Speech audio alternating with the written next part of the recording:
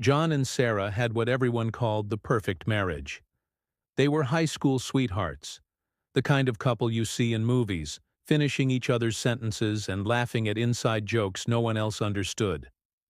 They'd built a life together over 15 years, a beautiful home, two wonderful kids, and a bond that seemed unbreakable. John, a hard-working architect, believed their love was a fortress, immune to the trials that broke other couples. Lately, though, a subtle chill had crept into their home. Sarah, a freelance graphic designer, seemed distant, her usual bright smile replaced by a pensive, far-off look. When John would come home, eager to share his day, she'd offer a brief, distracted kiss before turning back to her phone, her fingers flying across the screen. "Everything okay, honey?" he'd ask, a knot of concern tightening in his stomach. "Just work," she'd reply, her eyes still glued to the device. "A demanding client. It's just a lot of stress." John accepted her explanation. He knew her job could be demanding. He'd do his best to lighten her load, handling dinner, helping the kids with their homework, and giving her space. He'd find her up late at night, the blue light of her phone illuminating her face in the dark bedroom. The constant tapping of her thumbs was a new, unsettling rhythm in their shared silence. He told himself it was temporary, a rough patch they would navigate together, just like they always had. The distance grew, becoming a chasm. The easy laughter that once filled their house was gone.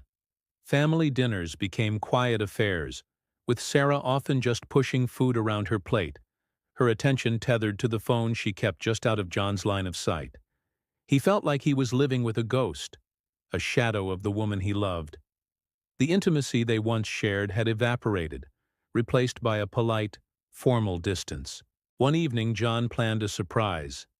He booked a table at their favorite Italian restaurant, the one where he'd proposed all those years ago. He hoped a romantic night out would reconnect them, reminding them of the love that had been the foundation of their lives. When he told Sarah, her reaction was not what he expected. "Oh, John, I can't tonight," she said, not looking up from her phone. "I have a deadline. It's really important." Disappointment washed over him cold and sharp. "Sarah, you've had a deadline every night for the past 2 months. We need this. I need you." She finally looked up, her expression a mixture of irritation and something else he couldn't quite decipher. "You just don't get it, John. The pressure I'm under. Just let me handle my work." She stood up and walked out onto the patio, phone in hand. John watched her through the glass door, a silhouette against the fading light, completely absorbed in her digital world. A deep, gut-wrenching suspicion began to take root.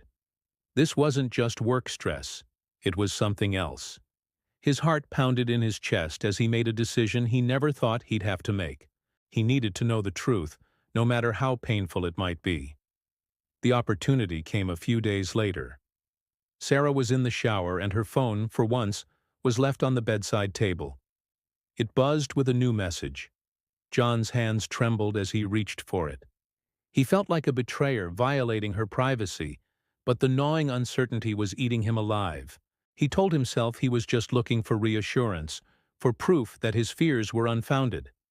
His thumb hovered over the screen. He didn't know her passcode. But then he remembered she'd once told him it was the date of their firstborn's birthday. His fingers typed in the numbers, and the phone unlocked. The screen lit up with a message from a contact named Mark W. The message read, "Can't stop thinking about last night. You are incredible. When can I see you again?" The world tilted on its axis. John's breath hitched in his throat. He scrolled up, his heart sinking with every message he read. There were weeks, no, months of them. Flirtatious texts, inside jokes that weren't theirs, and plans for secret meetups disguised as client meetings. There were photos, too. Photos of Sarah with another man, laughing, holding hands, looking at him with the same light in her eyes she once reserved only for John. Mark W. He recognized the name. Mark was a new client she'd been working with, the source of all her supposed stress. The pieces clicked into place with horrifying clarity. The late nights, the constant texting, the emotional distance. It wasn't stress. It was an affair. The fortress he thought was their marriage had been breached, not by an outside force, but by a betrayal from within. He placed the phone back on the nightstand, his hands numb. The sound of the shower stopped. A wave of cold fury and profound sadness washed over him. The woman he loved, the mother of his children, was living a double life. The life they had built together felt like a lie, a carefully constructed stage play, where he was the only one who didn't know his lines. When Sarah walked out of the bathroom, wrapped in a towel, smiling a small, distracted smile, she found John sitting on the edge of the bed, his face pale, his eyes hollow. "John? What's wrong? You look like you've seen a ghost," she said, her voice laced with a false lightness. He looked at her, really looked at her, and saw a stranger. The trust that had been the bedrock of their relationship was shattered into a million pieces.